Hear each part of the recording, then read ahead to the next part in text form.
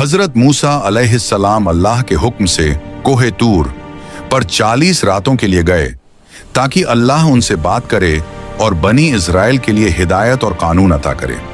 मूसा अलैहिस्सलाम ने जाते वक्त अपने भाई हजरत हारून अलैहिस्सलाम को अपनी कौम की देखरेख का जिम्मा सौंपा, मगर जब मूसा अलैहिस्सलाम की गैरहाजिरी लंबी हो गई तो बनी इस्राएल के कुछ लोग सब्र खो बैठे।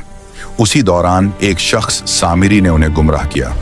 सामिरी ने लोगों से उनके सोने के जेवर इकट्ठा करवाए और उनसे एक सोने का बछड़ा बना दिया। अल्लाह की आजमाइश से उस बछड़े में से गाय जैसी आवाज निकलने लगी। यह देखकर कई लोग धोखे में आ गए। सामिरी ने कहा, यही तुम्हारा और मूसा का रब है, मगर मूसा इसे भूल गया है। बहुत से लोग उस बछड़े की इबादत करने लगे, उसके चारों ओर जमा होकर खुशियां मनाने लगे। हालांकि हजरत हारून अलैहिस्सलाम ने उन्हें समझाया कि यह सिर्फ एक इम्तिहान है और उनका असली रब सिर्फ अल्लाह है, मगर ज्यादातर लोगों ने उनकी बात नहीं मानी। जब हजरत मूसा अलैहिस्सलाम वापस लौटे और यह सब देखा तो उन्हें बहुत गुस्सा और अफसोस हुआ। उन्होंने अपनी कौम को सख्त नसीहत की और अल्लाह से तौबा करने का हुक्म दिया।